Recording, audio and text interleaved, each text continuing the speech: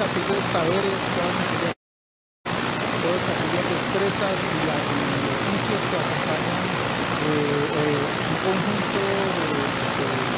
prácticas que normalmente se han denominado como la salsa caleña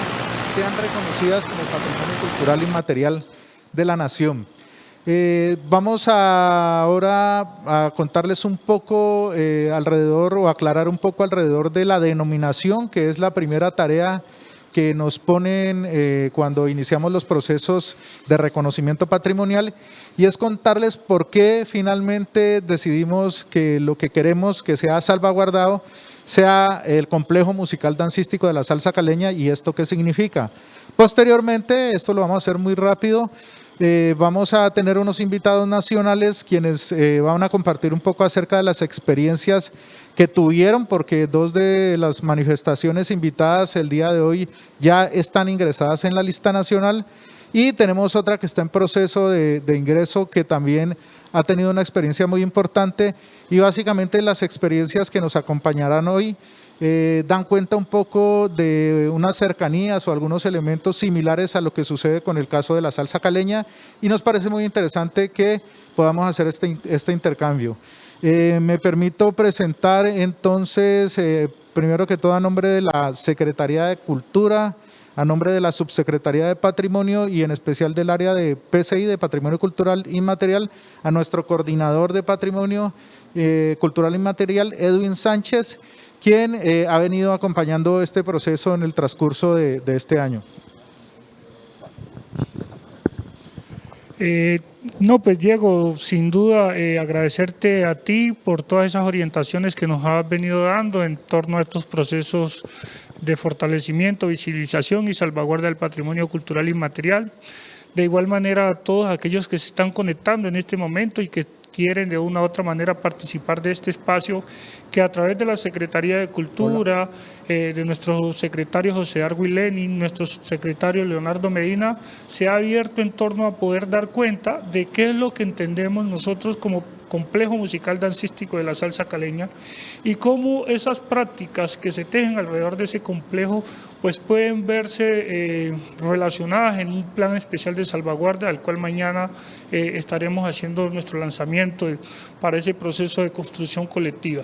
En ese sentido, agradecerles a los ponentes que nos van a acompañar, que son de diferentes manifestaciones del orden nacional, y conocer un poco la experiencia de ellos en torno a cómo ha sido el proceso de manejo de de aplicabilidad, de reconocimiento de esos saberes que ellos lograron salvaguardar en su momento y que hoy se convierten en espejos y en elementos fundamentales para nosotros poder proyectar nuestro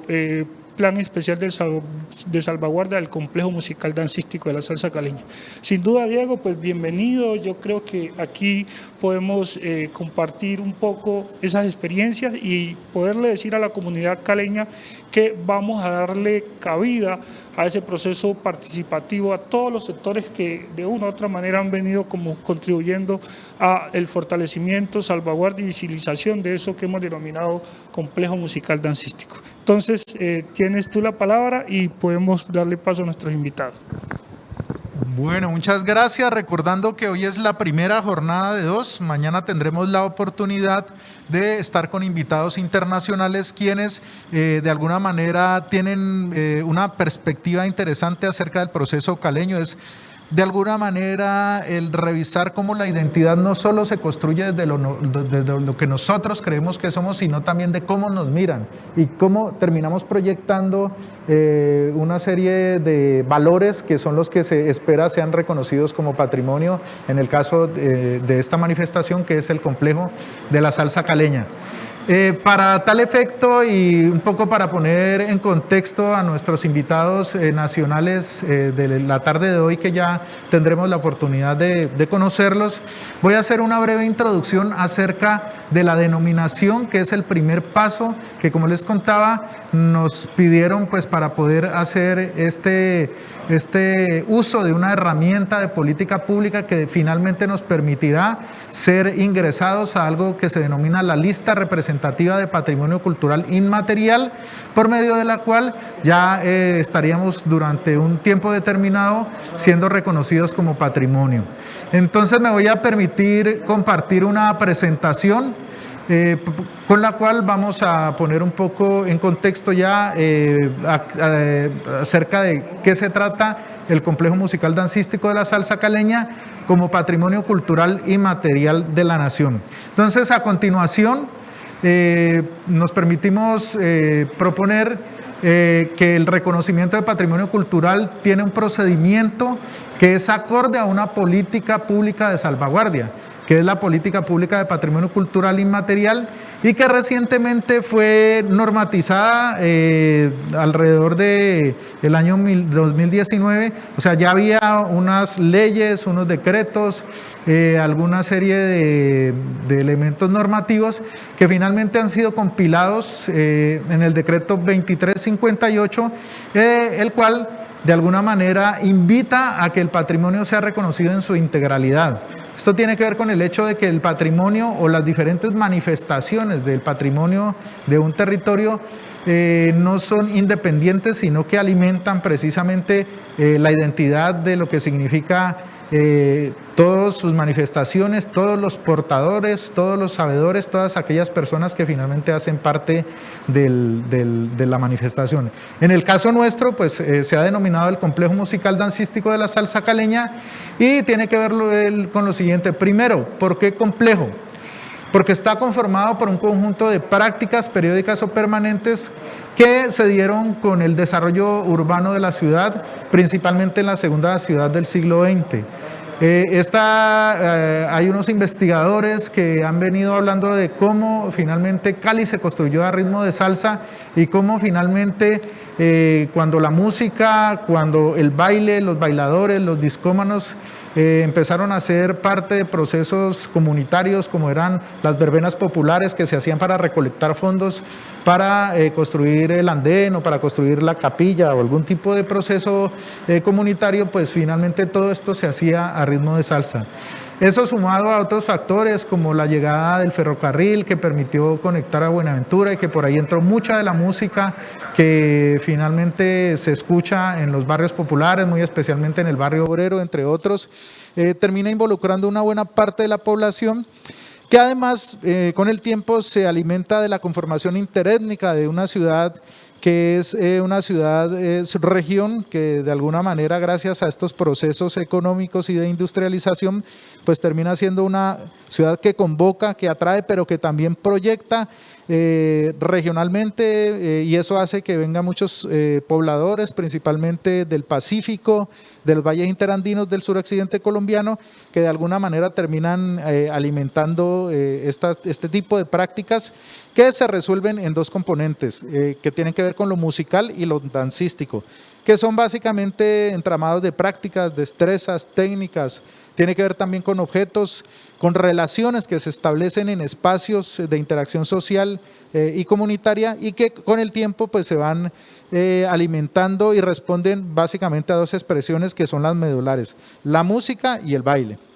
Desde el punto de vista de la música, pues está la parte de la creación y la ejecución musical, que está directamente relacionada con los músicos, con los cantantes, con las orquestas, con los grupos musicales individuales, con las asociaciones de orquesta, que es uno de los temas más importantes que hacen parte de ese reconocimiento que nosotros queremos lograr, y que se manifiestan en diferentes momentos históricos con sus sonoridades y con los artistas correspondientes. Aquí podemos ver cómo en la década del 60, incluso del 50, del 40, hubo una serie de propuestas musicales que se acercaban mucho a lo que en ese momento sucedía en el mundo, especialmente en Cuba, alrededor de las sonoras, de los conjuntos de son cubano, y posteriormente pues ya entran los procesos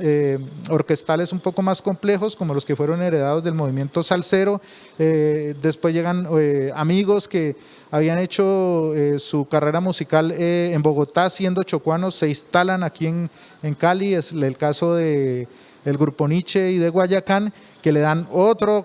cambio y otra ruta a la sonoridad caleña. Y bueno, posteriormente esto deriva en un punto interesante donde para la década del 90 pues hay una explosión importante de orquestas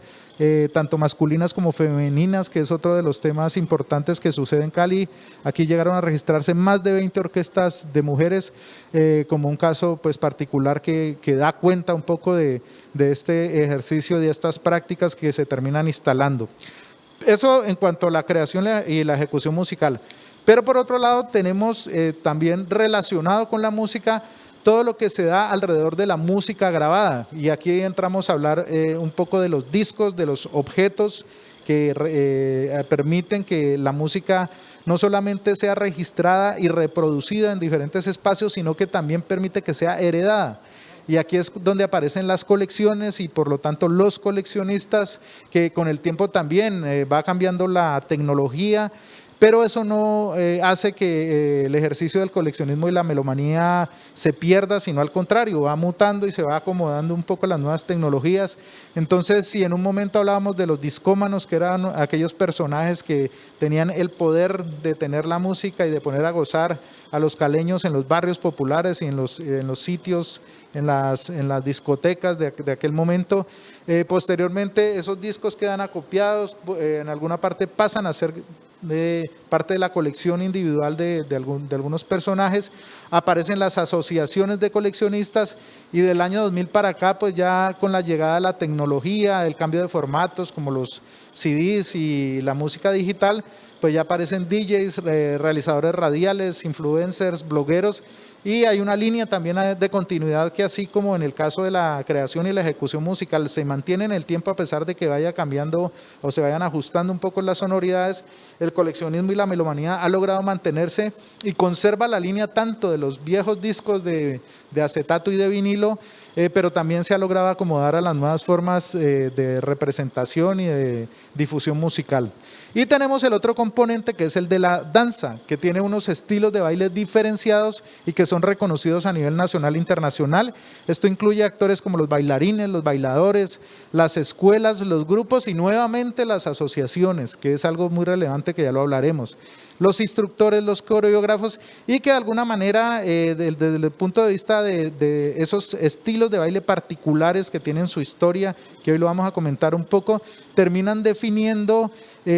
una proyección internacional de algo que finalmente alimenta los estilos de baile que se dan en los congresos internacionales, pues donde antes de alguna manera quienes mandaban la parada desde el punto de vista estilístico y se ganaban estos congresos, pues eran los puertorriqueños, los neoyorquinos y un poco la gente de Los Ángeles. Pero cuando llega a Cali con su estilo, pues termina siendo tan fuerte este impacto que termina siendo reconocido como un estilo más a nivel internacional.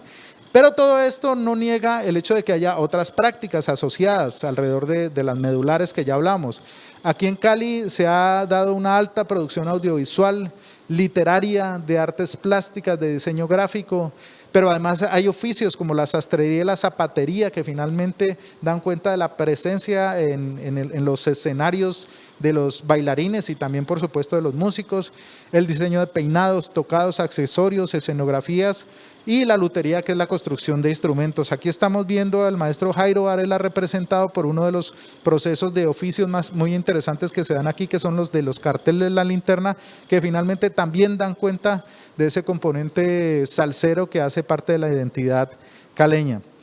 Bueno, y finalmente si hablamos del complejo musical dancístico de la salsa caleña, cuando estamos hablando de salsa caleña nos referimos a expresiones musicales, dancísticas que se transmiten de generación en generación, que recrean el sentir del habitante caleño en un proceso que ha aportado a la construcción de la identidad de la ciudad. Aquí hay algo importante y es que no estamos asegurando ni nos interesa, porque no es así, es decir, que lo único que define la identidad caleña es la salsa, pero sí tal vez es uno de los elementos de las manifestaciones, además tan complejas, que terminan recogiendo muchas formas de expresión y que efectivamente hacen que Cali sea reconocida en algún momento desde el siglo pasado como la capital mundial de la salsa, que es algo que finalmente pues empieza a validarse con estos procesos patrimoniales. Estas prácticas se terminan manifestando en diversos espacios de la ciudad, en lo público, en lo privado, y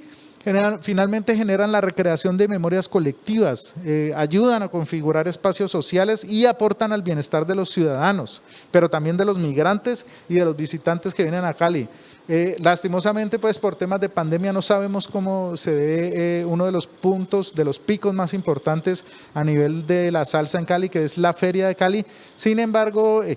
se sabe que este es un ejercicio de reconocimiento y que permite que nos visiten cada año de manera especial. Y bueno, finalmente de estos pasos aquí, que son los que cada uno de los participantes que ya les vamos a invitar y le vamos a dar la bienvenida,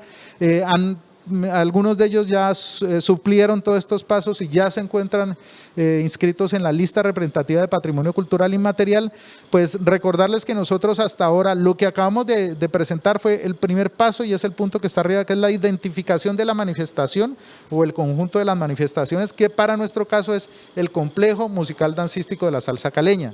Este complejo, esta denominación y un documento que sale de ahí se lo presentamos al Consejo Nacional de Patrimonio, ¿sí?, a nivel nacional, porque consideramos que esos elementos definen de manera especial la identidad caleña, y les hicimos la solicitud que si consideraban que la salsa caleña, como la presentamos, efectivamente podría ser uno de los patrimonios que dan cuenta de la identidad nacional, y nos dijeron que sí, que solo nos quedaba pasar a hacer la formulación del plan especial de salvaguardia, y prácticamente con este evento que estamos haciendo entre hoy y mañana, pues estamos dando la apertura, el inicio, el lanzamiento a este ejercicio de planificación, que una vez sea aprobado, una vez lo terminemos efectivamente y con la participación de todos aquellos que quieran sumarse al proceso y que estamos invitando cordialmente,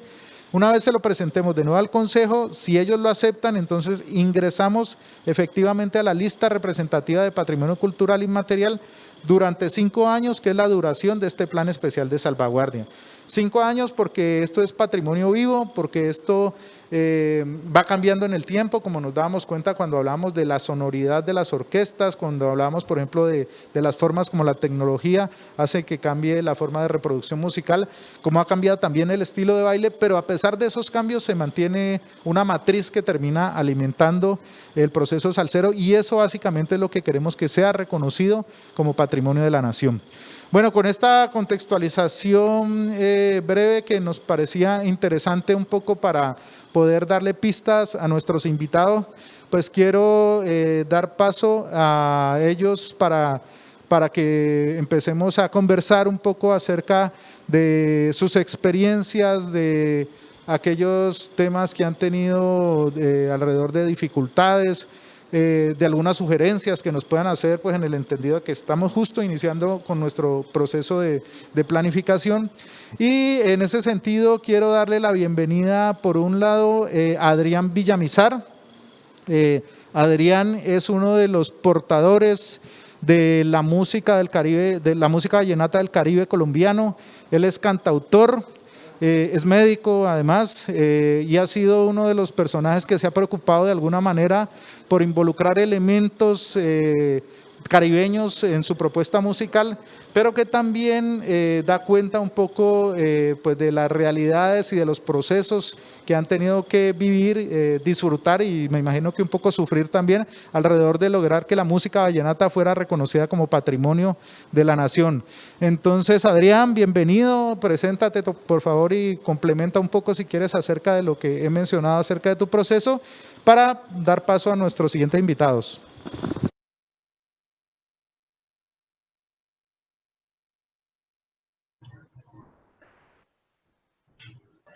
Buenas tardes. Buenas tardes, te escuchamos, Adrián. Agradecerte, Diego, la invitación y de verdad estoy complacido de poder ver en una exposición como la tuya, tan práctica y tan ilustrativa, ¿no? Reconocer pues el trabajo que vienen haciendo, el orden con el que lo vienen haciendo, y al mismo tiempo pues tener la posibilidad, la dicha de escuchar a otros detentores de manifestaciones a nivel del orden nacional que nos acompañan en la tarde, con el cual obviamente, como tú sabes bien, compartimos experiencias, compartimos orígenes, compartimos un montón de cosas, somos más parecidos que distintos. Las singularidades nuestras son construcciones colectivas, son las identidades que nos arropan. Cada una de ellas constituye un conjunto infinito de elementos que a lo largo del tiempo algunos se van entrando y se van quedando y otros van saliendo para finalmente tener ese imaginario que es lo que nosotros llamamos nuestra manifestación. Y en el caso de ustedes, yo los felicito porque la tienen muy clara. O sea, han construido muy bien ese imaginario. Pareciera que desde el comienzo lo tuvieran planificado así. O por lo menos esta narrativa es muy, muy convincente, es muy clara. Y pienso que no van a tener mayores dificultades frente a otras manifestaciones que tienen otras connotaciones desde lo socioantropológico y que por lo dispersas en el territorio, como es el caso de nuestra manifestación, y donde los problemas de determinismos geográficos, determinismos étnicos inclusive, quieren, digamos, levantar la mano todo el tiempo como que para poder sentar un génesis, desde aquí comenzamos, el origen está en tal parte, no, está en tal otra, no, fue que fulanito, fue que sultano, y lograr conciliar toda esa cantidad de micos para la foto, en el caso nuestro fue bien, bien complicado. Y pues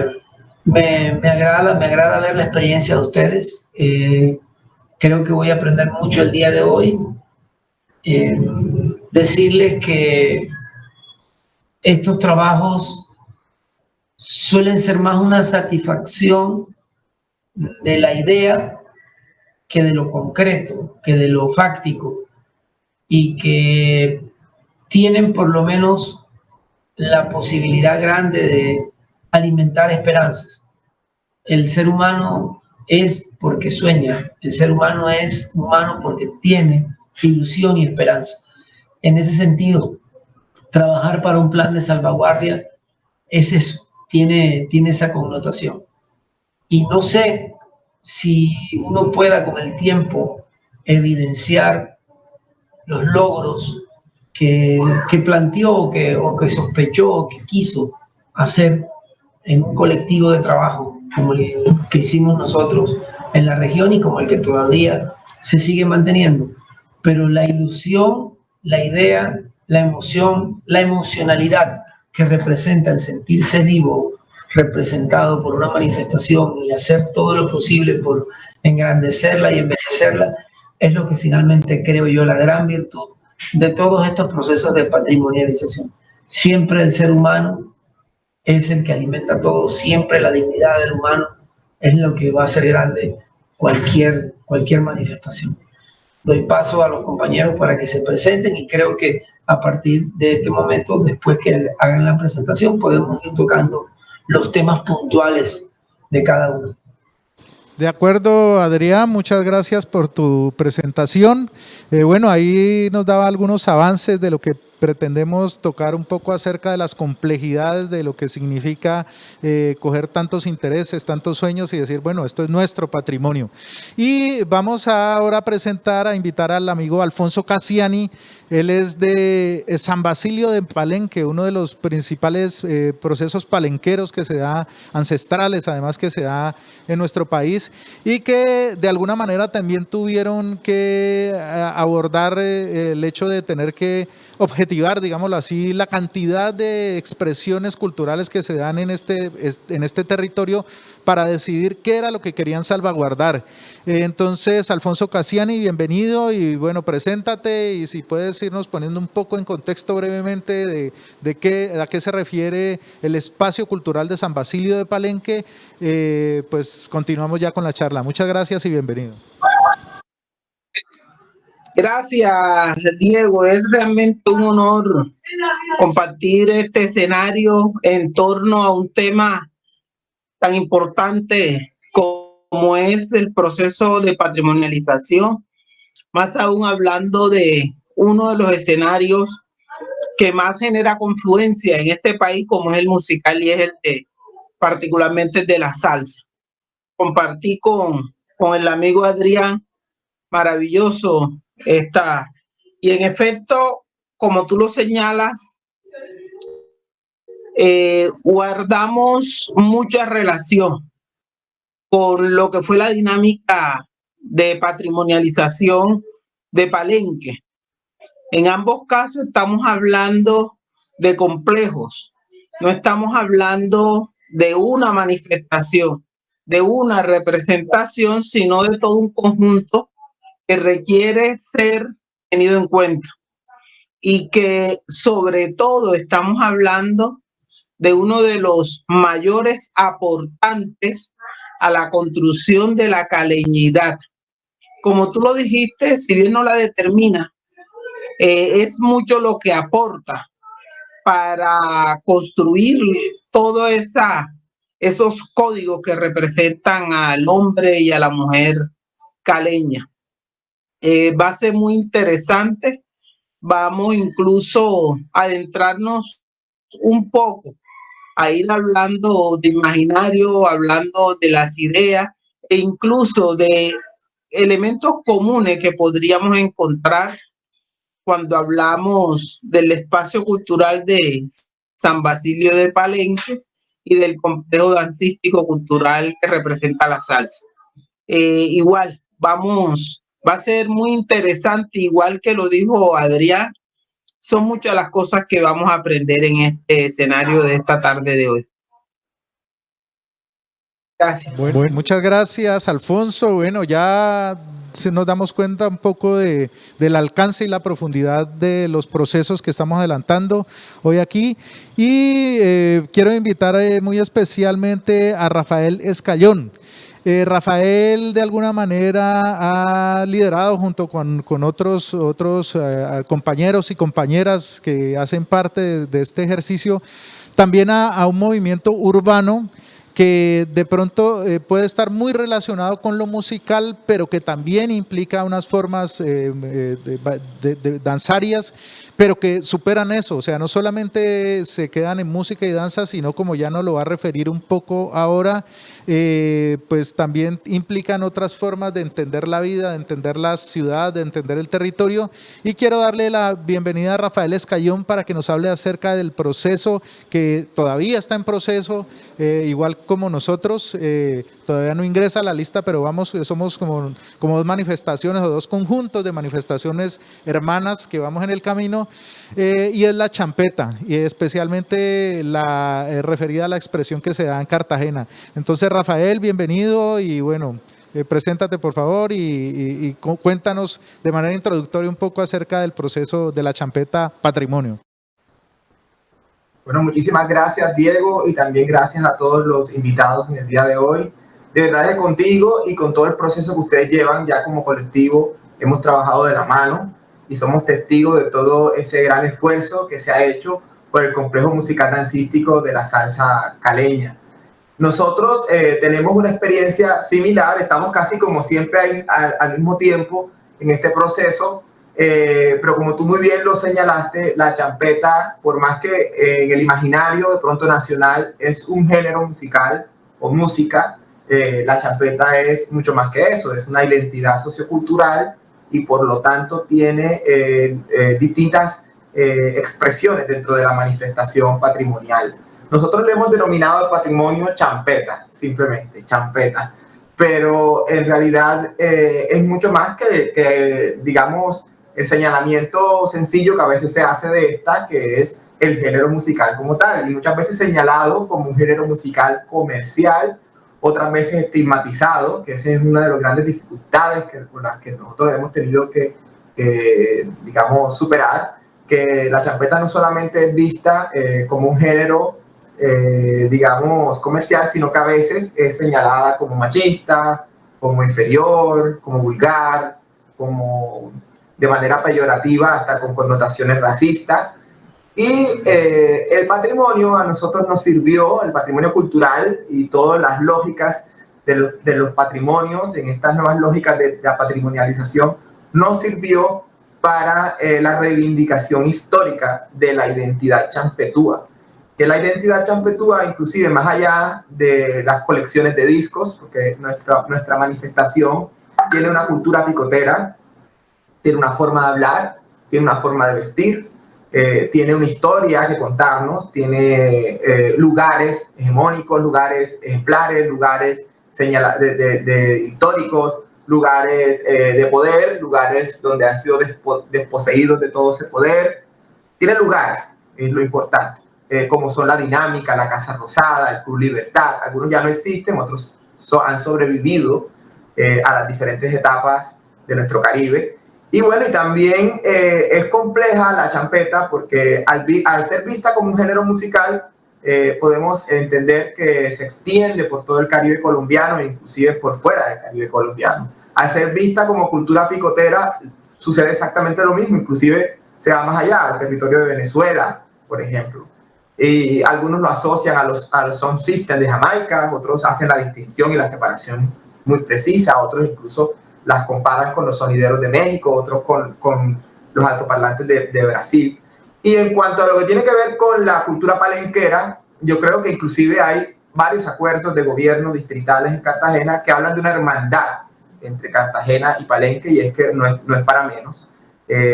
Por más de que nuestros procesos tomaron rumbos en algún momento de la historia territorialmente distintos y que son marcados, la historia de Palenque, la historia de Cartagena, y la historia de Cartagena, la historia de Palenque.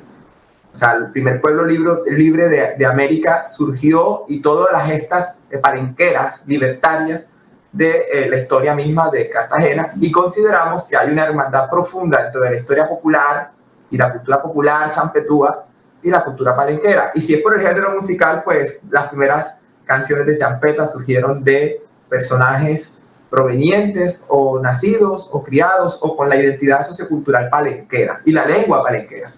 Entonces hay una hermandad profunda con ese patrimonio. En cuanto a lo que tiene que ver con el Caribe como tal, también es complejo porque la champeta se desarrolló de formas distintas en distintos territorios,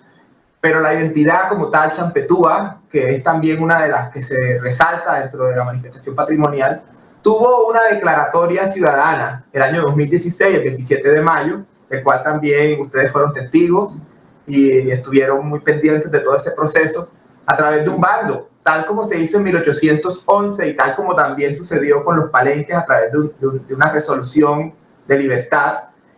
Nosotros tuvimos este documento en el 2016 de forma ciudadana y firmada por los portadores de la manifestación, y una semana después por autoridades y personajes representativos de distintas etnias afro e indígenas. Entonces, consejos comunitarios, representantes de cabildos, estuvieron allí acompañando ese documento étnico. Y luego, sí, posteriormente, que no existía en Cartagena el Consejo Distrital de Patrimonio Cultural, se presentó ante el Consejo Distrital de Patrimonio Cultural, donde se salió una resolución para crear el Plan Especial de Salvaguardia, y en el 2018 se presentó al Ministerio de Cultura para entrar a la lista representativa de Patrimonio Nacional. Entonces, nuestro proceso, pues, del cual ustedes son testigos, ha sido también un poco más, de alguna manera inició con un proceso más, digamos, distante de los procesos administrativos de los patrimonios, que es el procedimiento pues, que se entiende como lo formal, pero luego sí entramos a la formalidad, por decirlo de alguna manera, y comenzamos a hacer toda la gestión en los protocolos que se exigen. Pero sí, como tú lo planteas, cada patrimonio tiene sus propias dinámicas y sus propias lógicas, pero sí hay muchos puntos en común con todos los patrimonios que aquí estamos, o sea, Palenque, Vallenato y el complejo musical dancístico de la salsa caleña. Creo que a pesar de que son manifestaciones distintas, tenemos mucho que aprender unos de otros, y este tipo de iniciativas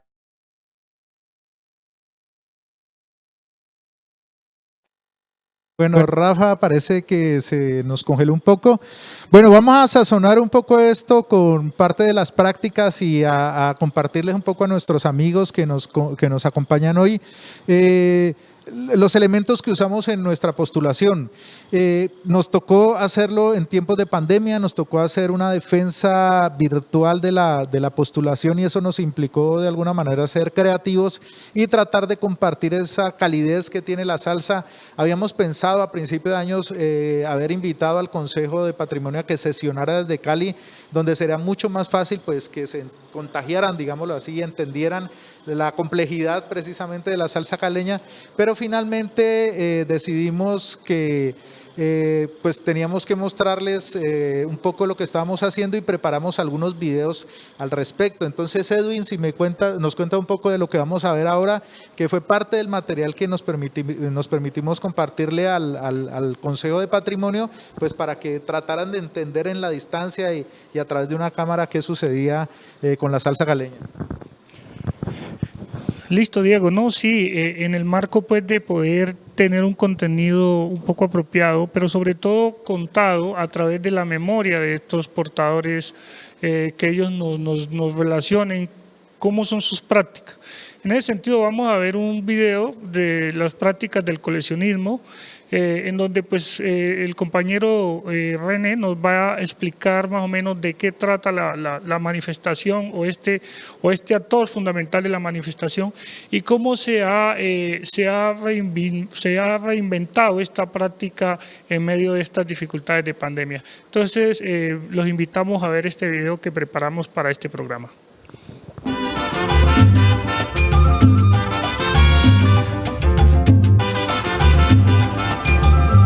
Hola, mi nombre es René Gómez Gaitán,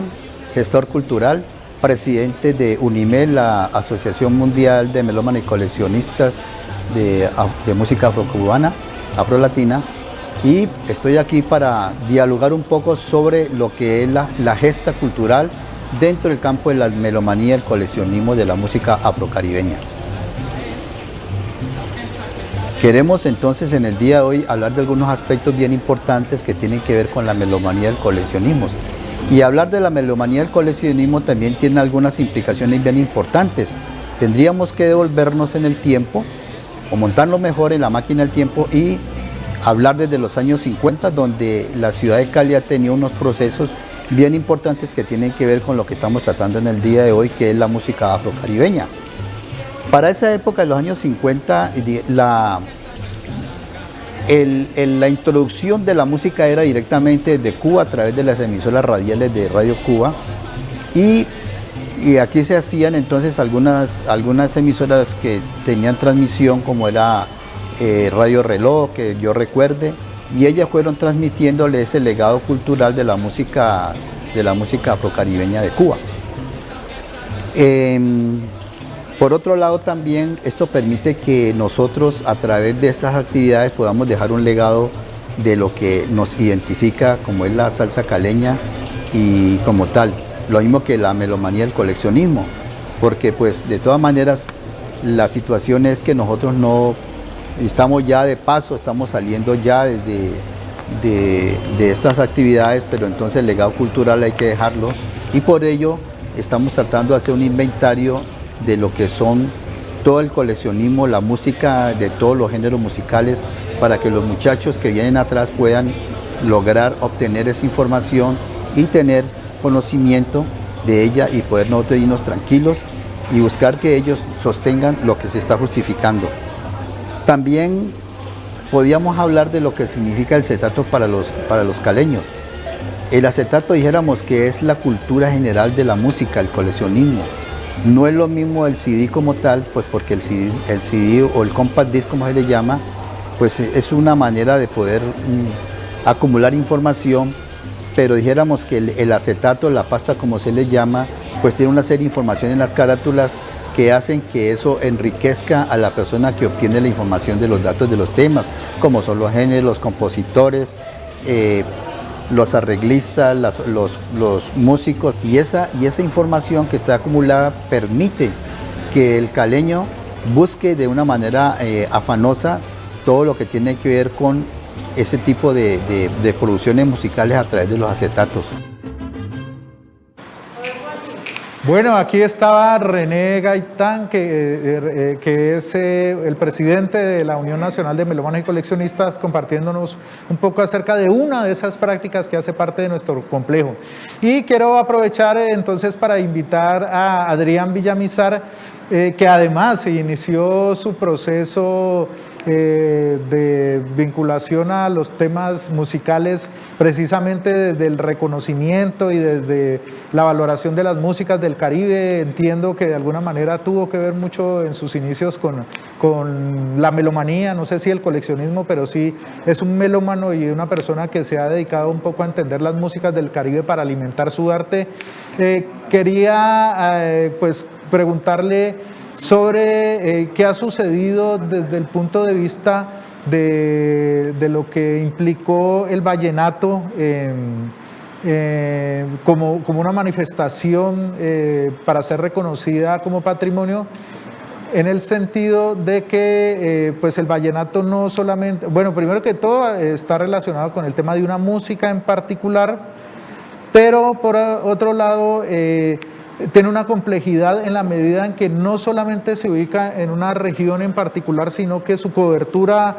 territorial es bastante amplia y eso ya implica unas complejidades.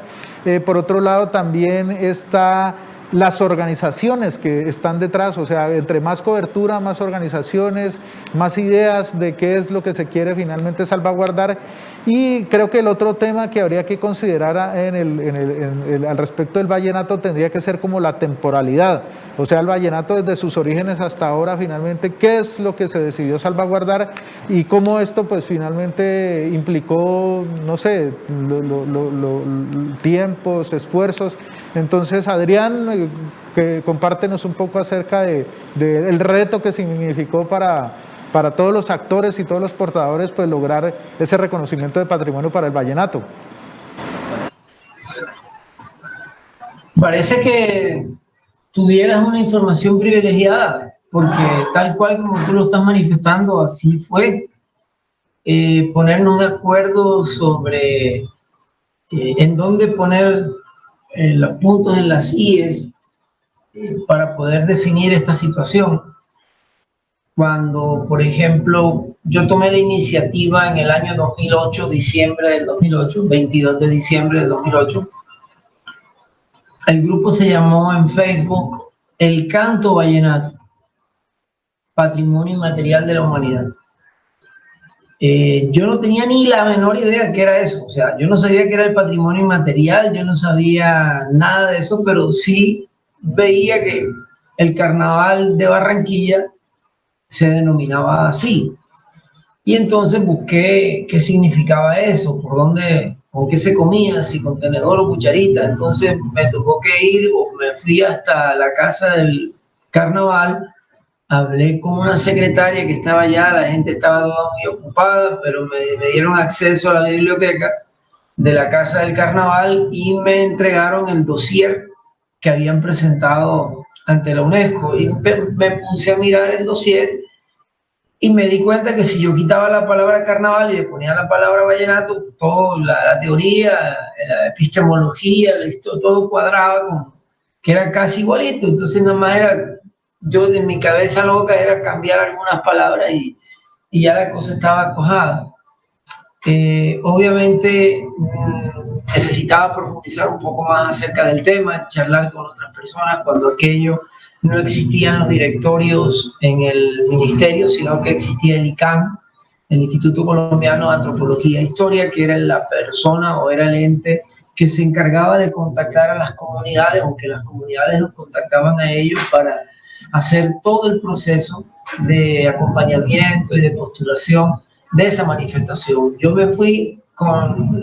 los papeles que logré descargar del sitio de la UNESCO, porque yo no entendía que primero había un paso nacional y después había un paso internacional. Todo eso lo desconocía yo. Entonces yo me fui con esa parte a Valledupar, donde unas personas que sí se dedicaban a la gestión cultural, unas personas que sí tenían antecedentes en esto, y les entregué, bueno, miren, ahí está eso, aquí está lo que hicieron los barranquilleros, fíjense, les mostré las coincidencias que había entre uno y otro. Y yo decía, nosotros la tenemos de papayita, que ya tú eres, como tú tienes ya un título de cartagenero honoris causa, entiendes lo que estoy diciendo con eso. Entonces, pero de pronto tu compañero, el que está al lado, tienes que explicarle que cuando yo digo de papayita era que estaba facilito, como la carambola que no requiere tirarla para las bandas. Entonces, el otro se ríe porque es también ha jugado bastante billar. Bueno, la idea fue que empezaron los diálogos, las discusiones. Obviamente existe un organismo y un ente administrativo colosal en la memoria del imaginario vallenato, como es la Fundación Festival de la Leyenda Vallenata, que deseaba obviamente tener un papel protagónico en esto, pero parece que comete el error en la fundación al comienzo del proceso de creer que lo que se iba a patrimonializar era el Festival Vallenato. Entonces, cuando se tropiezan con que el ministerio les dice que lo que se patrimonializa es la manifestación cultural, ya la gente con la que yo había compartido la información había estado haciendo como un trabajo previo de investigación, y en el momento en que viene la negativa por parte del ministerio de iniciar un trabajo en sentido hacia la fundación del Festival de la Leyenda o hacia el Festival Vallenato, alzaron la mano las personas que pertenecían al clúster de la cultura y de la música vallenata, para decir que ellos podían servir como matriz de investigación, análisis y gestión para reunir allí a los detentores de la manifestación e investigadores que quisieran trabajar en ese proceso de patrimonialización. Fue allí entonces cuando hubo una reunión siguiente a la cual fui invitado y que cada quien debía exponer qué eran los aspectos que se debían patrimonializar. Yo seguía insistiendo que era el cantar vallenato, pues desde mi punto de vista es la parte más amenazada por todos los procesos de la modernidad y de la globalización. El nexo y la función social que el canto vallenato tiene en el ser de la llanura caribe, en especial de estas 3 provincias hermanas, y me extendería un poco más hacia varias vastas regiones de los Montes de María, la llanura de Sucre y Bolívar. La importancia cultural que tiene una banda sonora que acompaña al ser humano desde que nace hasta que muere, y yo pienso que más allá de la muerte también, ya que su relato, el vallenato, no ha tenido un tema vedado, es una representación de la cosmovisión particular de una región que estuvo aislada relativamente, porque somos unos caribes mediterráneos, no somos unos caribes litorales, los habitantes del sur de la Guajira, norte, centro del Cesar, centro del Magdalena, y salvo el contacto con el río, muchas comarcas de hatos ganaderos y de regiones agropecuarias tuvieron grandes distancias geográficas que salvar, o el desierto, o la montaña, o la sierra, o la selva, o zonas de inundación de ríos y lagunas atestadas de caimanes. Todo ese tipo de cosas hacían que los misterios perduraran en una región, que las cosas fueran, que el mundo fuera tan reciente que algunas cosas carecían de nombre, y para poder identificarlas había que señalarlas con el dedo. Entonces, ese tipo de visión, ese tipo que construyó luego parte de ese realismo mágico que nos otorgó un premio Nobel de literatura, tiene una fundamentación en el cantar cotidiano. Sin embargo, obviamente, por ser una expresión asociada a una instrumentación también, no tanto a un complejo dancístico, que sí lo tiene también, pero no está tan arraigado ni estudiado, como lo tienen ustedes, está más desde lo musical, y porque detrás de eso también hay otros complejos, como son el hecho de que una sociedad decidió encorralar la manifestación musical y decir, vallenato es esto, y ya esto es pasebol, esto es guarachita, esto es vení, vení, estos son otras fundamentaciones. Entonces, esa sociedad decidió parcelar la música de acordeón en 4 aires fundamentales. Entonces, esa es la parte y el ejercicio de esa parcelización, el crear nuevos cánones o identificar esos cánones, generó espacios de intercambio tan importantes como los festivales. Y en los festivales de distintas regiones, de distintos municipios, teniendo como nave nodriza el Festival de la Leyenda con más de 50 años de historia, generó también su propio patrón que se convirtió en tradición. El festival generó ciertos tipos de tradiciones en la música. El acto de que la música servía como el cemento, como el vaso comunicante para una sociedad en el cual hay un acto litúrgico que se llama la parranda, en el cual hay temas gastronómicos alrededor de la parranda, hay temas que tienen que ver con la transmisión de saberes en la parranda, la identificación, el autorreconocimiento dentro de la parranda, hizo que finalmente se definiera a el vallenato como ese gran conjunto de cosas y no solamente la parte, el canto, sí, que es la sustancia fundamental. Entonces,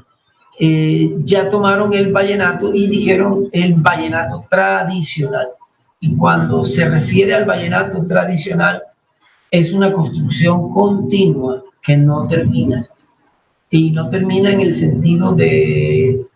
y yo eso lo he debatido con,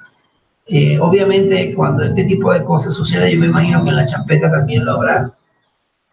pero cuando el vallenato viene de un nexo folclórico que ya no es folclore, pero viene con un nexo folclórico tan firme, existen los doctos, los levitas, los fariseos, los escribanos, los doctores de la ley. Existen doctores de la ley en la Santa Madre Iglesia y en el vallenato. Entonces, esta gente tiene un acorralamiento de ideas fósiles frente a una manifestación que es viva, que es mutante, que es cambiante permanentemente. Entonces, para cerrar el tema aquí y cómo se terminó concluyendo allá, decimos que la música vallenata tradicional es la que se va a proponer como manifestación de salvaguarda, entendiendo que tradición es lo que una madre le transmite a su hijo en la cuna a través de esa manifestación. Entonces yo le decía a Omar Geles un día, y creo que me lo terminó entendiendo, yo le decía, ¿por qué su canción Me gusta, me gusta, me gusta,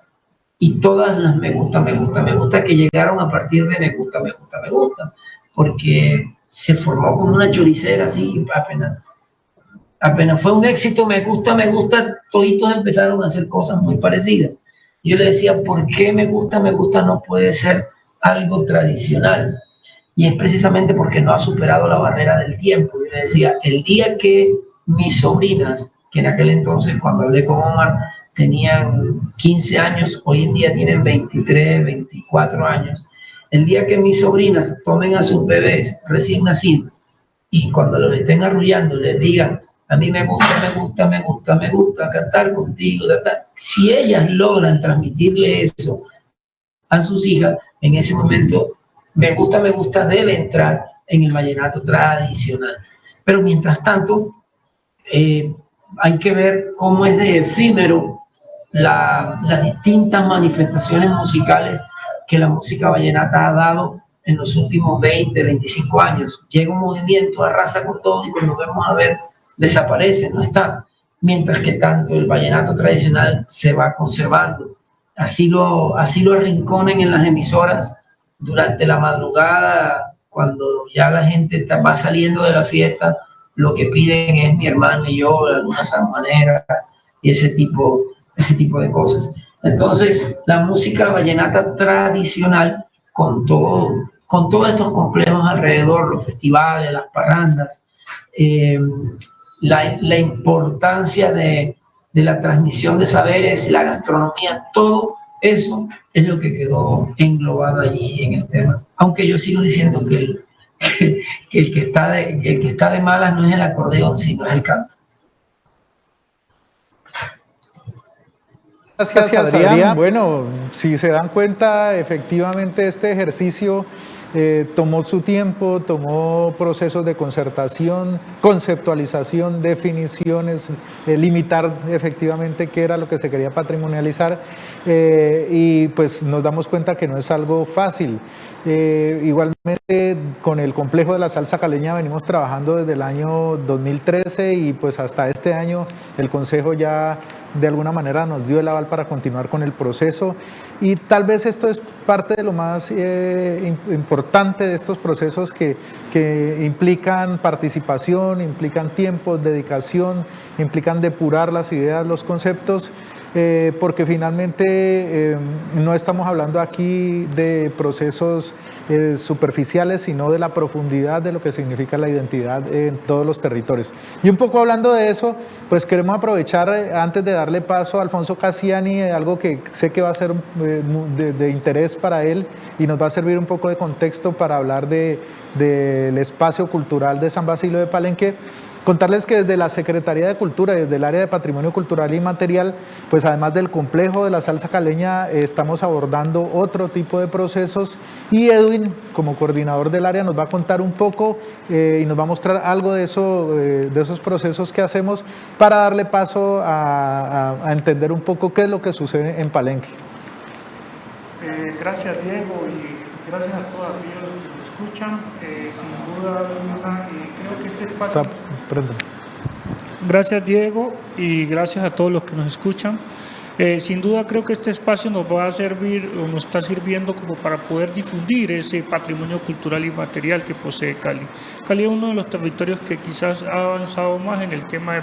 de la salvaguarda de las diferentes expresiones del patrimonio cultural y inmaterial. En ese sentido, decirles que desde el 2013, cuando la oficina empieza a trabajar en ese proceso de identificación, hemos logrado ya caracterizar y hacer procesos de salvaguardia de 7 manifestaciones. Entre ellas tenemos una manifestación muy linda que tiene que ver con las prácticas asociadas al cuidado y peinado del cabello afro. Esas prácticas se vienen desarrollando en la ciudad desde tiempos inmemorables, pero que en los últimos años ha ganado una enorme importancia porque de una u otra manera las mujeres afrodescendientes han logrado, a través de ese proceso de liberación, construir estrategias que reafirmen su identidad. En ese sentido, los invitamos a ver el siguiente video, la siguiente nota de la compañera Emileneida Valencia, una de las matronas pues, que viene trabajando fuertemente en este proceso. Vamos a ver el video, por favor. Los peinados africanos son una de las huellas de africanía más visibles de la población de África y su diáspora, es decir, que se encuentran en todas partes del mundo donde hay comunidad negra, porque en África los peinados tenían un significado muy especial, los peinados y el cabello, y significaban estatus socioeconómico, estado civil, pertenencia a alguna tribu, religiosidad. En la actualidad los peinados se han reinventado y se han recreado gracias a los trabajos que se vienen haciendo desde hace mucho tiempo. En el caso nuestro, por ejemplo, yo empecé a trabajar el tema de los peinados desde los años 80, cuando llegué desde Andagoya, Chocó, a estudiar a la Universidad del Valle, aquí en Cali. Aprendí a orillas del río Condoto con una de mis amigas, que era la que me peinaba en ese entonces, y descubrí cuando estaba en la universidad que tenía en las manos el arte, en un momento en que pensaba desertar de la universidad porque no tenía los recursos para mantenerme. Cuando la gente me veía peinada, empezó a preguntarme que quién me hacía esos peinados, Y yo les respondía que yo misma me los hacía y efectivamente yo misma me peinaba. Entonces me preguntaban que si se los podía hacer y yo decía que sí y que cuánto costaba, pero yo no sabía que por eso se podía cobrar, porque ese es un ejercicio que nosotras como mujeres negras hacíamos allá en los pueblos, en el río, en el corredor, en los patios, por las tardes. Entonces yo descubrí que a través de ese arte yo podía generar ingresos y poderme pagar mis estudios, como lo han venido haciendo después de eso muchas mujeres. Ya luego, en los años 2000, 2004 exactamente, después de haber conformado a Mafrocol, la Asociación de Mujeres Afrocolombianas, pudimos, gracias a la ayuda de algunos amigos como Chucho Agualimpia, Sandra Torres, Esaú Rutia de ese entonces, hacer un concurso o un encuentro de peinadoras como yo lo deseaba, y fue cuando hicimos el primer Tejiendo Esperanzas, que hoy por hoy se constituye en el espacio de reivindicación de la estética negra más importante, más significativo de Colombia, y a decir de muchas amigas que tenemos en el exterior de Latinoamérica, porque no hay otro igual. En este momentico, gracias a Tejiendo Esperanzas, tenemos que el arte, que debe ser considerado patrimonio de África y su diáspora, de las comunidades negras, se ha transmitido de generación en generación gracias a los talleres que hacemos con niños, niñas, con mujeres. Permanentemente estamos haciendo esos talleres, estamos replicando el arte y estamos asesorando iniciativas similares. Bueno, esto hace parte de las prácticas que también están haciendo presencia en el Distrito Especial de Santiago de Cali. Y nos da pie precisamente para invitar a Alfonso Cassiani para que nos cuente, porque sabemos que esta práctica también hace parte del espacio cultural de San Basilio de Palenque. ¿Cuáles son aquellas demás prácticas o expresiones que finalmente llevaron a la decisión de qué era lo que querían salvaguardar en el caso del territorio ancestral de San Basilio de Palenque? Entonces, Alfonso, pues si nos puedes comentar un poco al respecto de cómo fue el proceso, cómo lo decidieron, si hubo algo que de pronto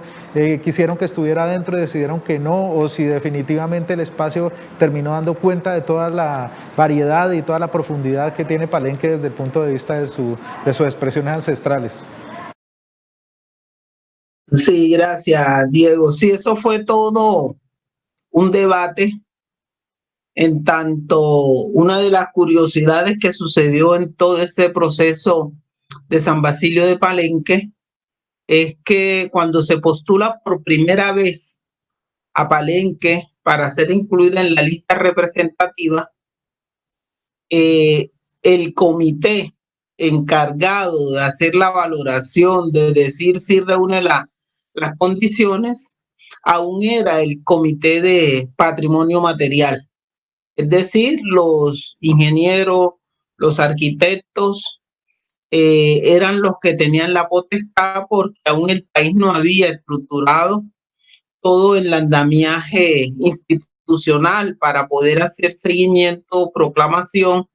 a los diferentes patrimonios, a quienes aspiran a ser patrimonio. De tal manera que es un camino que vamos construyendo. Es un camino en el que a la vez que vamos teniendo logros particulares con respecto a las manifestaciones, también vamos dotando al país de una institucionalidad, de unos esquemas que le van a permitir y van a abrirle las puertas a otras experiencias. Eso es tan importante, posicionar la idea de complejo, en este caso, para la salsa. En efecto, cuando nos presentamos, había el reconocimiento, la patrimonialización de manifestaciones, el carnaval, el palabrero, es decir, manifestaciones, santos vivos, de tal manera que ahí se situó la primera discusión. No había forma de que nosotros propusiéramos la lengua palenquera aislada de todo el contexto social, cultural que la representa. No había forma que propusiéramos la musicalidad, la ritmicidad al margen del resto de las manifestaciones. No había forma que propusiéramos los saberes anclados en los peinados típicos de los cuales nos acaba de hablar Emilia, o la gastronomía, en fin, fueron una serie de aspectos que identificaron que al final la única alternativa posible fue la declaratoria del espacio cultural de San Basilio de Palenque como espacio oral e inmaterial de la humanidad. En ese, y aún así, tuvimos la intención inicial de que otras manifestaciones quedaran fuerza de las que quedaron, pero fue posible que por primera vez la UNESCO y la Nación determinaran que no era una manifestación, sino un espacio cultural que recogía al conjunto de manifestaciones que se daban al interior de ese espacio cultural. Eso es bien interesante porque comenzamos a abrir una nueva senda, que sin duda alguna va a ser muy útil para el tema de la salsa, pero para haciendo una especie de paralelo, tenemos que tener claro que la salsa, y lo digo también a partir de mis vivencias en Cali, la salsa es un estilo de vida. Y lo más importante de este estilo de vida en un país tan convulsionado por la crisis como el nuestro, el conflicto, los enfrentamientos y por la búsqueda de la paz, es que la salsa constituye un espacio de paz, un espacio de encuentro, que además ha estado ganando, convenciendo a esa parte de la sociedad que no creía mucho en ella, como nos ha pasado a todos. Es decir, yo me imagino ustedes lo que le dijeron a Escalona, o lo que le dijeron a Alejo Durán cuando dijeron que se iban a dedicar al vallenato, al acordeón. Eso para la familia no era muy agradable. Igual en Cartagena decirnos que voy a hacer champetúo, voy a vivir de la champeta. Eso para la familia no es que sea la mejor opción, ni se acerca a ser la mejor opción. Y unos años atrás que un caleño dijera, no, yo no voy para la universidad, yo voy a vivir de la salsa, voy a hacer baile salsa, voy a dedicarme a cantar salsa. O sea, observemos cómo ha sido tanto el maltrato a las manifestaciones que siempre fueron vistas en el escenario familiar, cuando se piensa en el bienestar colectivo, como una mala opción, como una opción negativa. Y lo recuerdo porque durante buen tiempo a los palenqueros que salíamos de Palenque nos tocó en efecto renunciar a la lengua para evitar las burlas, negar nuestro fenotipo, las mujeres alisarse el cabello como le pasó en otros contextos del escenario nacional. Es decir, nuestras manifestaciones fueron negadas, fueron sometidas, fueron arrinconadas y señaladas. De tal que esto también es un reconocimiento a una historia popular que está por escribirse, a una historia que no es un solo escenario, sino múltiples manifestaciones. Más aún, cuando yo hablo de que la salsa es un estilo de vida en Cali, la salsa elimina las fronteras negativas. Y elimina las fronteras negativas en tanto ese escenario de la feria, ahí no te preguntan quién es blanco, quién es negro, ahí no es posible generar racismo. Cuando tú estás viendo un grupo bailando, tú no ves color, tú ves el conocimiento, ves la práctica. Pero de esa forma ahí no preguntan si él es rico, si él es pobre para juntarse o no. Ahí hay simplemente portadores, hay quienes disfrutan, quienes lo viven. Y más aún, hombres y mujeres tienen tanto responsabilidad como admiración, deberes y derechos, porque hay que cumplir unos pasos, porque hay que cumplir con una actitud. Y de ese cumplir es donde se genera todo esto que ya Diego nos relató perfectamente, los espacios como las verbenas, vestuario, música, baile, danza, es decir, todos los actores que se mueven y que rompen esas fronteras de raza, de sexo y de clase que tanto daño nos han hecho en este país y que incluso han imposibilitado que nos adentremos realmente a construir ciudades plenas de convivencia. De tal manera que en Palenque también exploramos eso, logramos generar, porque la otra discusión fue, bueno, ¿y qué es? ¿Cuál es el espacio? Entonces, en un momento pensaron decir que el espacio era el área anclada en Montes de María de alrededor de 12.000 hectáreas. No, es eso, el espacio ancestral más la diáspora. Y la diáspora está en barrios de Cartagena, la diáspora está en barrios de Barranquilla, la diáspora está en Bogotá, la diáspora está con algunos palenqueros en Cali. Es decir, la patrimonialización también tiene que cobijar a la diáspora, es decir, aquellos portadores que por cualquier razón también lo están haciendo en otras latitudes diferentes al espacio original que se está patrimonializando. Es eso como para que sigamos en la conversa, pero en esencia es un estilo de vida que aporta a la construcción de ciudadanía y el reconocimiento de la diversidad.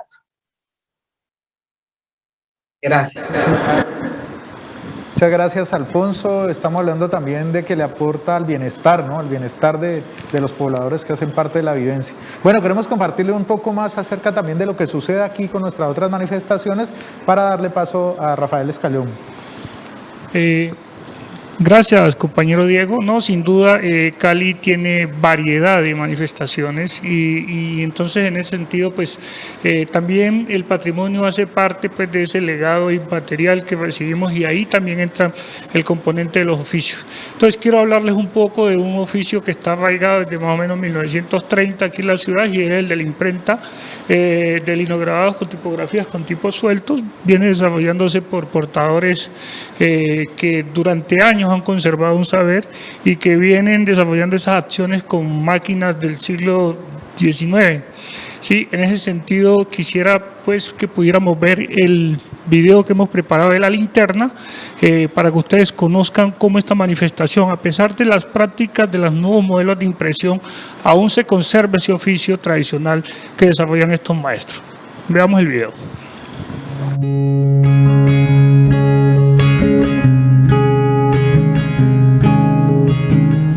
Bueno, aquí en el sitio donde nos encontramos es la Linterna Cali, es una de las imprentas más antiguas que existen en Colombia. En esta ocasión pues vamos a hablar sobre la técnica del cómo elaborar un afiche ilustrado, el cual utilizamos una técnica que es en linograbado. Entonces, pues para empezar, a mí me traen este original. Vamos a hacer un afiche de Héctor Lavoe, en donde con este original yo lo que hago es ya llevarlo a un plotter. En este caso pues lo hicimos una impresión digital, que va a ser el tamaño final que vamos a trabajar, y ya con este tamaño y este formato, entonces ya lo que vamos a hacer es calcarlo en un pergamino, que es el siguiente paso, para luego ya repujarlo sobre un material que lo llamamos neolay o linóleo, ¿no? Que conoce con ambos tipos. Pasamos esto repujado al caucho y ahí ya procedemos a cortarlo. Es como pueden ver aquí, pues ya tengo algo adelantado de uno de los colores, porque cada color, como pueden ver aquí, por cada color me toca hacer una plancha diferente, ¿ya? Entonces aquí tenemos un color, acá tenemos la otra plancha del otro color y por acá ya tenemos elaborada lo que es la plancha. Entonces ya esta es como la base donde yo hago una impresión para empezar a hacer registro de colores, ¿ya?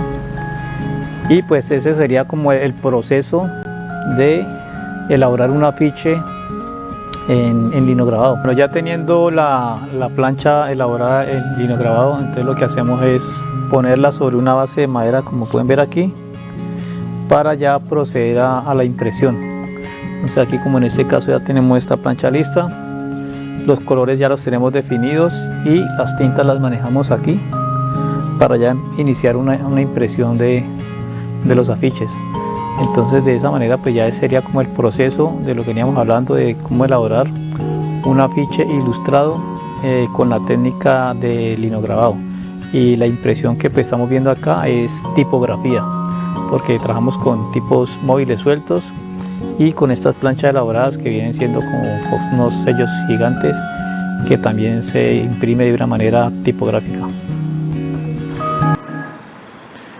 Bueno, y así como este oficio se ha arraigado en Cali desde muchas décadas atrás, la champeta también tiene una estética propia y tiene una estética y una forma de divulgar sus fiestas, sus encuentros champetudos. Y pues Rafael, creo que este es el momento para que nos cuentes un poco de además de la música y el componente de baile, que tal vez es el más vistoso, todos estos demás oficios que terminan haciendo parte de este otro complejo, digámoslo así, que precisamente eso pues nos motivó a que hoy estés aquí compartiendo con nosotros acerca de la experiencia de hacer el ejercicio de salvaguardia de la champeta patrimonio.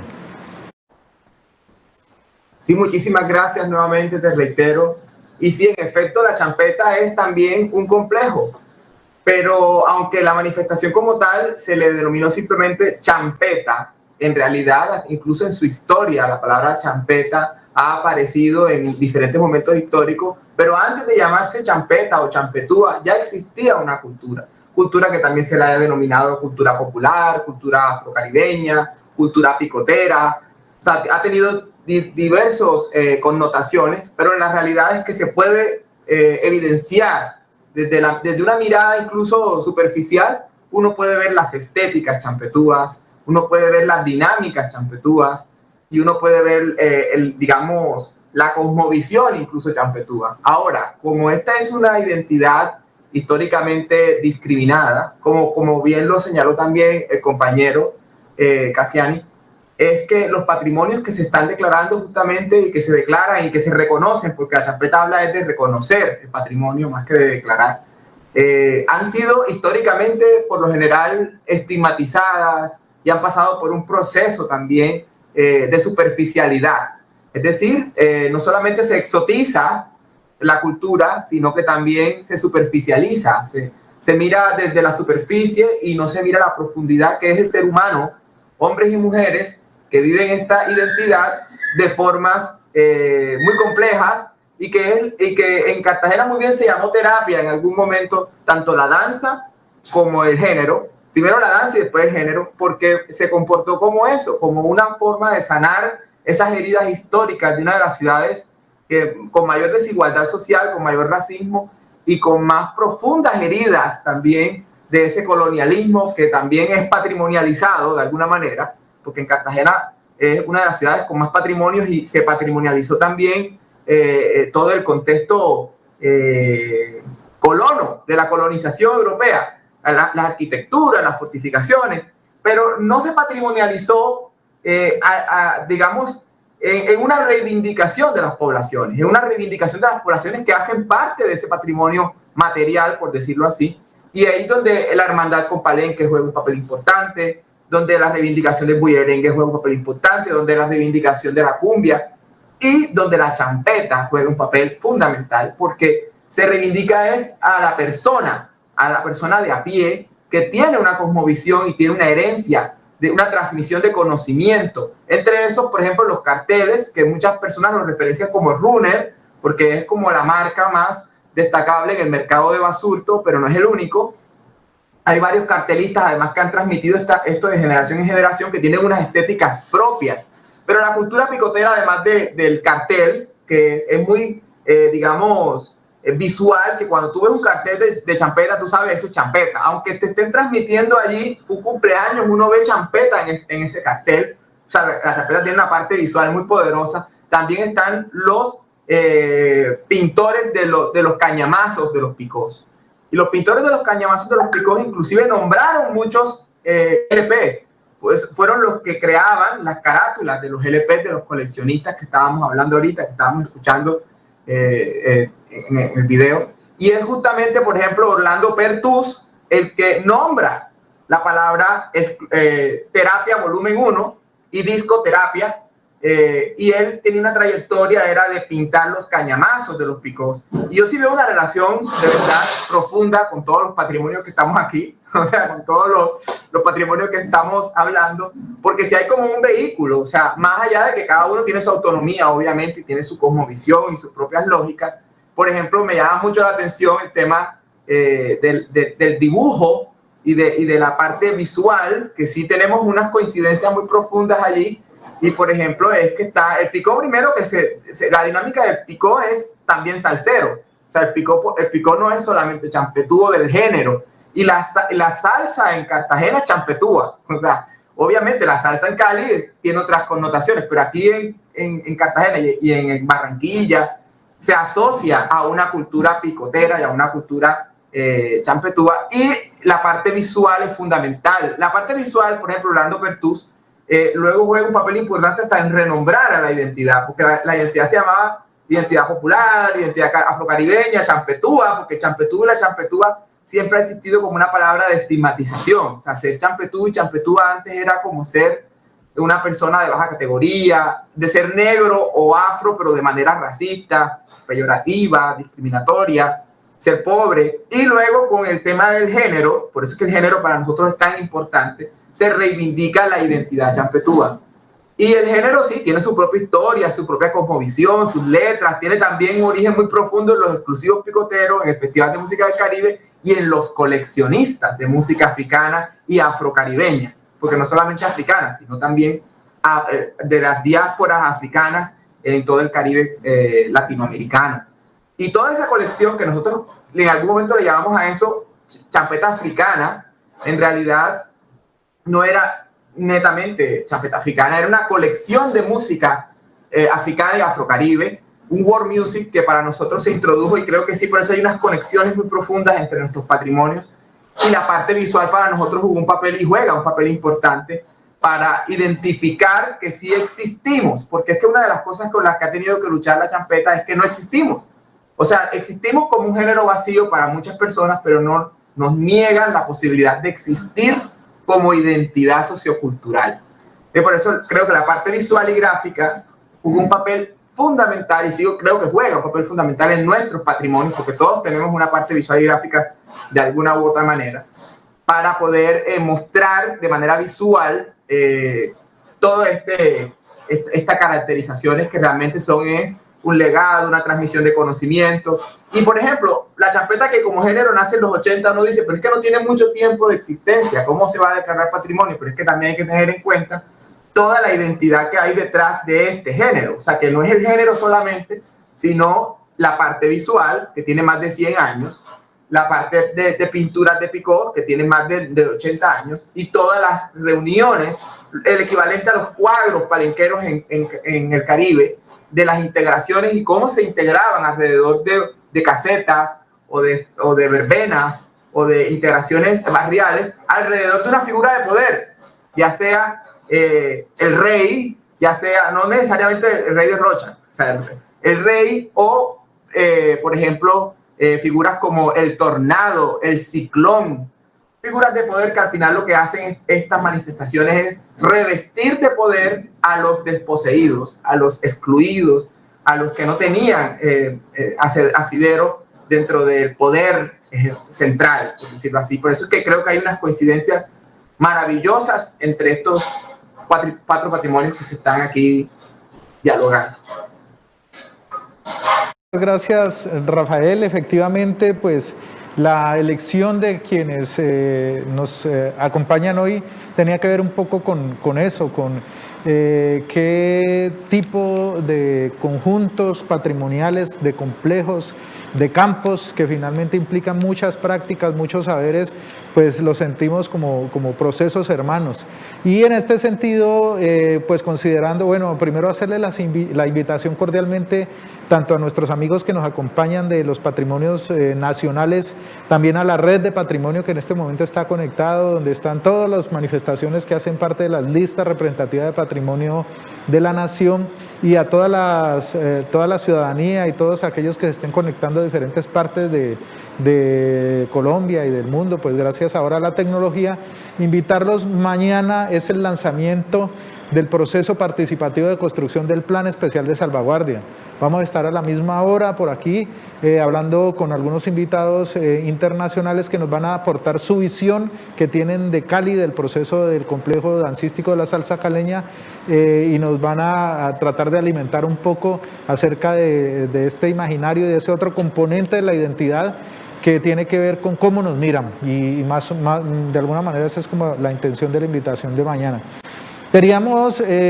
para finalizar, hacerles la invitación, tal vez es como pedirles no sé, como el consejo de los amigos, y es a partir de las experiencias que ustedes han tenido, y estoy hablando, bueno, un poco de aquellos que ya lograron el ingreso a la lista representativa de patrimonio, del vallenato, del espacio cultural de San Basilio de Palenque, que nos dieran, no sé, si alguna recomendación, si algún tipo de experiencia que nos quisieran compartir alrededor de esos aprendizajes que pueden dar. Yo creo que eso nos va a ser muy útil a nosotros como Complejo de la Salsa Caleña, y también al proceso de la champeta en Cartagena, y también la mirada un poco al respecto de Rafael Escayón alrededor del proceso que ellos vienen adelantando. Estos son unos procesos paralelos que por cosas de la vida nos terminamos encontrando y nos hemos acompañado de alguna manera, y nos sentimos como en una hermandad interesante, y por eso hoy nos acompaña aquí. Entonces, de manera breve, ya estamos cumpliendo un poco con el tiempo. Invito a Adrián para que pues nos comparta finalmente lo que quieras alrededor de este ejercicio en el cual estamos llegando pues a un punto muy interesante, que ya es pasar a construir nuestro plan de salvaguardia. ¿Qué nos quieres compartir? ¿Qué nos quieres expresar? Bienvenido a todas las ideas, todas las sugerencias, comentarios, lo que sean, y agradeciéndote de manera infinita por ese aporte que has hecho tanto a tu proceso patrimonial, pero también a esta red de patrimonio nacional. Diego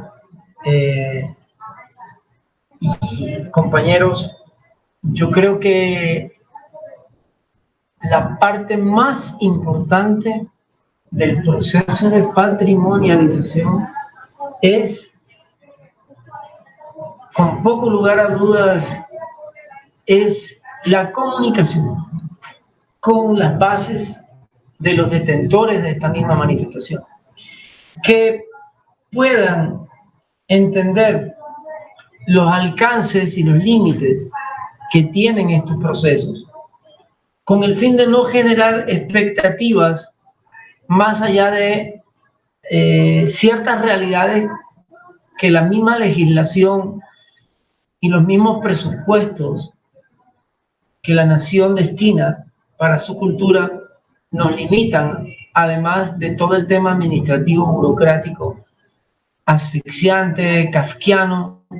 que realmente a veces nos causa un desespero enorme. Pero esto es como el amor, ¿no? A mí entre más me desprecian, más enamorado soy, dice un verso vallenato. La comunicación con los líderes, la comunicación con los hacedores de cultura, que se sientan permanentemente representados por ustedes, canales abiertos, permanentes de comunicación, que los líderes que están tomando la posta para trabajar sean 3, 4, 5, 6 personas, las que hayan sido elegidas, dependan a su vez de otros colectivos de personas, y estos a su vez de otras, como las ramas de un árbol, como el algoritmo, así una cosa que se va abriendo. Y realmente cuando alguien pueda dar su opinión y generar una idea y generar una construcción que va a quedar plasmada en el plan de salvaguarda, sea el producto de mini consensos que se construyeron antes de llegar allí. Nosotros no teníamos WhatsApp antes de iniciar este proceso. Yo creo que si hubiéramos tenido WhatsApp, teníamos el mail, y se hizo un foro sobre vallenato permanente, la gente escribía, pero participaba mucho el intelectual. Y no está mal que el intelectual esté pegado a la manifestación, ni tampoco mucho menos mal que el manifestante o el detentor esté apegado a las dinámicas intelectuales y de comunicación. Hoy en día yo he visto cosas maravillosas a través de personas independientes, ajenas a lo académico, ajenas a lo institucional, que de manera independiente realizan trabajos enormes de salvaguarda, casi que calladamente, a través de Facebook, a través de WhatsApp,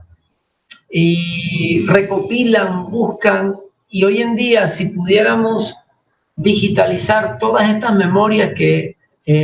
las redes sociales y las personas amantes de estas manifestaciones han logrado ubicar, tenemos 10 museos si queremos hacerlo. Tenemos más que el archivo histórico de la nación, tenemos más que todo lo que se ha escrito acerca de nuestra manifestación. Y eso les da a ustedes dos, compañeros de la champeta y de la salsa en Cali, les da hoy en día esta apertura comunicativa, les da la posibilidad de tener amplios consensos. Muchos detentores de la manifestación y muchos de estos doctores de la ley, como les mencioné ahorita, que decían que doctores tiene la Madre Iglesia y la música vallenata. Muchos doctores de la música vallenata que no estuvieron incluidos no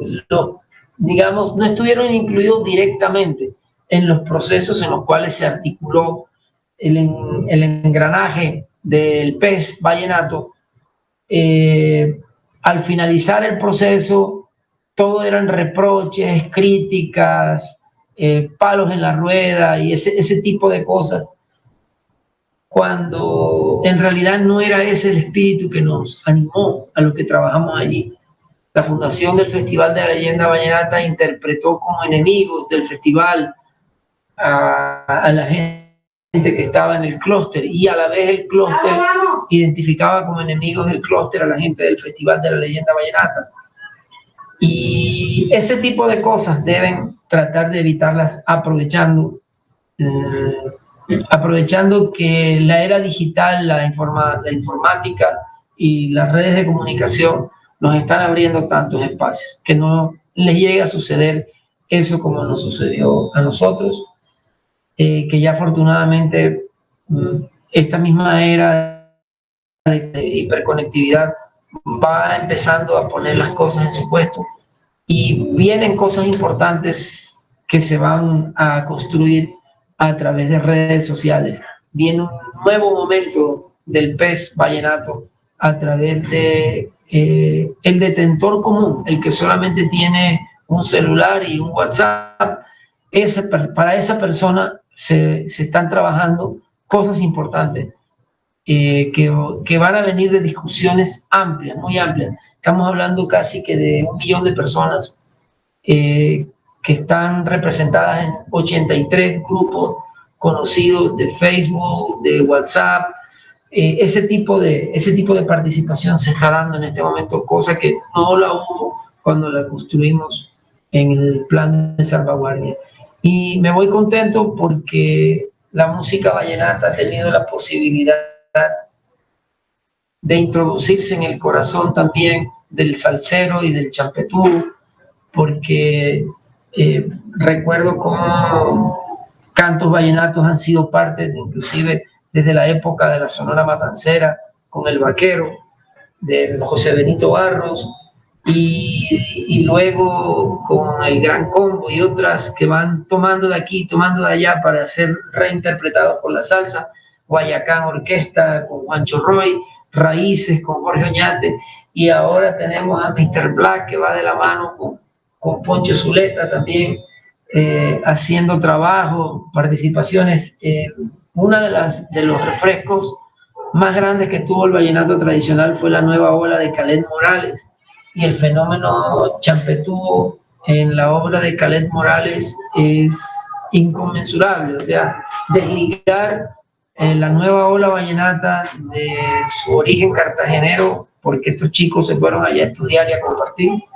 es ser ignorante frente al tema. Y creo que hasta allí llegó el vallenato tradicional. ¿Por qué? Porque las niñas que escucharon a la música de Khaled cuando eran niñas todavía la siguen cantando a sus hijos, lo que llamo yo la crianza. Pero todavía falta que esta nueva generación también logre hacer lo mismo, esta nueva generación musical logre hacer lo mismo para ver si se inscriben dentro de la tradición. Ha sido un gusto, Diego, ha sido un gusto,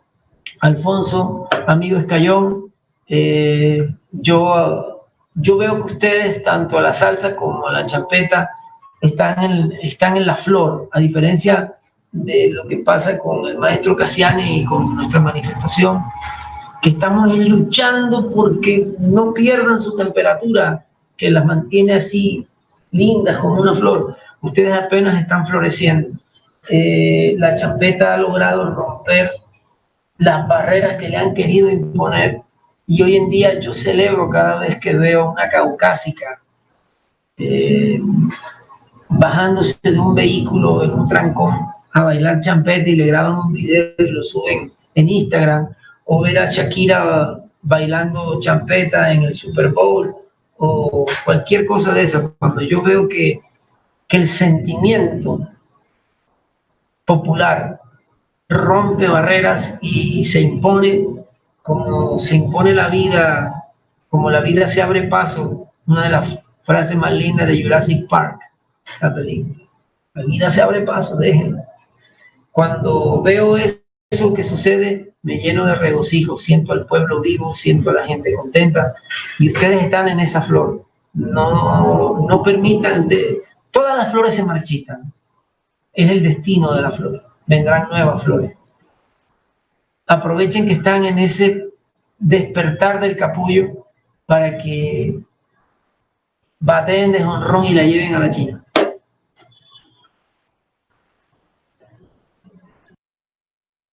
Así pues todo lo que nos expresas se recibe con mucho cariño, y por supuesto estamos tomando nota para este proceso que iniciamos con el PES. Bueno, invitamos entonces a Alfonso Cassiani, ya nos queda un poco el tiempo limitado, ya continuamos con otro ejercicio ahora. Entonces, Alfonso, desde tu mirada y de tu perspectiva, ¿cuál sería como el mensaje que nos quieres dejar? Muy breve, además de acogerme a lo que plantea Adrián, hay que tener muy en cuenta que el proceso de patrimonialización no se puede jamás permitir que sea tomado como un proceso de entrega. Es decir, en donde le quitamos la manifestación, donde le quitamos la representación a los portadores y la entregamos a una institucionalidad etérea que jamás va a responder por ella. Lo que señalaba esto construye bienestar, y el centro de ese bienestar tiene que seguir siendo los portadores y quienes la disfrutan en el entorno de los portadores, que son a su vez quienes la hacen viva, quienes la hacen constante, quienes la hacen permanente. Esto es como los procesos de recuperación histórica. Es decir, siempre en la recuperación histórica hay una parte de olvido. Cuando tú decides que vas a constituir como tu memoria histórica, estás decidiendo también que no va a ser parte de la memoria histórica, que vas a dejar en un escenario de posible olvido. Asimismo, cuando definimos el complejo cultural, el complejo musical y dancístico de la salsa, y lo llenamos de contenido, estamos corriendo el riesgo de que lo que quede por fuera lo marginamos definitivamente.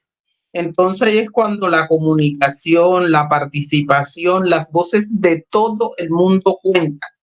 Y yo quiero felicitarle porque los videos muestran que hay un imaginario bastante amplio en el entorno social y cultural del complejo musical de la salsa. Creo que no es más, insisto, mantengamos la lógica de hacia quién va dirigido los beneficios que todo esto conlleva, porque entre otras cosas lo que dice, enfatizar lo que señala Adrián con respecto a que detrás de este proceso hay una construcción de falsas expectativas. Eso hay que minarlo. Hoy tenemos más elementos y experiencias para decirle a la gente, estamos construyendo una oportunidad para nosotros. Estamos construyendo una oportunidad social que somos quienes vamos a seguir gestionándola para la gente, para la comunidad, porque la comunidad debe ser parte esencial de eso. Creo que es fundamentalmente eso y tener en cuenta la mayor y más amplia expresión posible de todo lo que implica el complejo. Porque, insisto, lo que no está por dentro del complejo,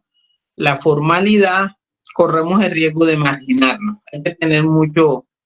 cuidado con eso y enfatizarle a las instituciones, a la gente, no es un proceso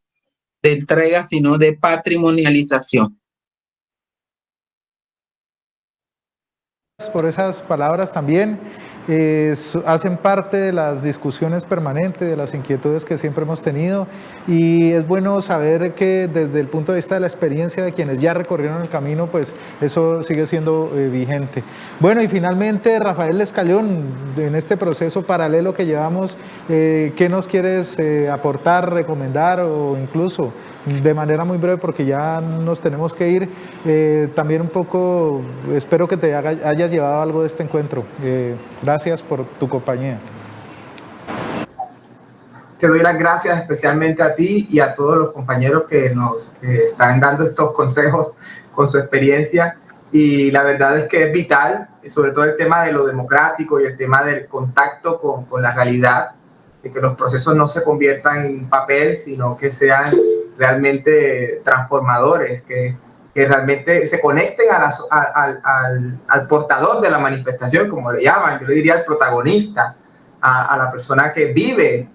su patrimonio día a día. Y pienso que la patrimonialización como concepto internacional habla justamente de convertir en patrimonio. Yo más bien hablo de reconocer que ya lo es y siempre lo ha sido, inclusive antes de que existieran estos conceptos era un tesoro, es nuestro tesoro. Lo que estamos haciendo es como decir, este tesoro hay que protegerlo, este tesoro hay que valorarlo, este tesoro hay que quererlo. Desde la institucionalidad, pero también pienso que desde la misma ciudadanía, y aquí las personas que ya llevan una experiencia lo tienen claro, de que esas falsas expectativas es porque creemos a veces que se va a transformar esto como en otra cosa, y no, lo que debemos es evitar que más bien que nos transformen esto en un negocio o en una cosa superficial, y más bien ratificar que es un tesoro, patrimonio, es un patrimonio y que es ciudadano, es un patrimonio de la gente. Entonces, esto, lo que los maestros nos están diciendo aquí, me lo llevo también y agradezco esta oportunidad para compartir con ustedes, que me parece que como es como un momento histórico el que estoy en este momento. Así que gracias. Gracias, Rafael. Bueno, Edwin, creo que hemos tenido una jornada muy interesante con nuestros invitados nacionales. Los llevamos en el corazón. Esas palabras y esos aportes terminan siendo muy significativos para el momento en el que estamos. Y bueno, recuerden que seguimos mañana. No, sí, claro, Diego, creo que esto apenas empieza. No, sí, Diego, sin duda esto apenas empieza, esto es un abrebocas para lo que se viene durante más de un año, que vamos a trabajar de manera continua, posiblemente dándole de frente y articulando procesos con los portadores a fin de tener ese PES en el menor tiempo posible. En ese sentido, los invitamos mañana a nuestro gran lanzamiento del PES. Vamos a estar igualmente desde las 3 de la tarde. Iremos pues haciendo un panorama, mostrando un panorama general de lo que va a ser nuestro plan de acción en el proceso de construcción de ese PES, y desde ya invitamos a cada uno de los portadores a que se vinculen, a que logren plasmar sus ideas en ese documento que prácticamente se convertiría en una política pública para el sector salsero. Así pues, vamos cerrando este programa el día de hoy, no sin antes darle las gracias a nuestro señor alcalde Jorge Iván Ospina, a nuestro señor secretario José Darwin Lenis y a nuestro subsecretario Leonardo Medina. así como pues a todos los compañeros desde la Oficina de Artes que han estado muy prestos, muy participativos, a Adriana Ledesma, a Carlos Jair Guasá, a Carlos Estacio, y a todos los que de una u otra forma pues han hecho posible que hoy estemos en este espacio como la Sociedad de Mejoras Públicas y los diferentes actores y portadores que con sus trabajos, con sus experiencias han contribuido a la generación de este contenido audiovisual que quedará en la memoria de todos estos grupos que nos escuchan en estas poblaciones. De mil amores, mil gracias y esperamos vernos mañana. Los invitamos hoy también a un programa que tiene un conversatorio que tienen los jóvenes melómanos del Oriente, en donde van a poder también contar un poco esa relación de la salsa en los procesos de construcción de paz y sería bueno que estuvieran ahí conectados. Por tal motivo, pues, entonces mil gracias y nos vemos en una próxima ocasión el día de mañana.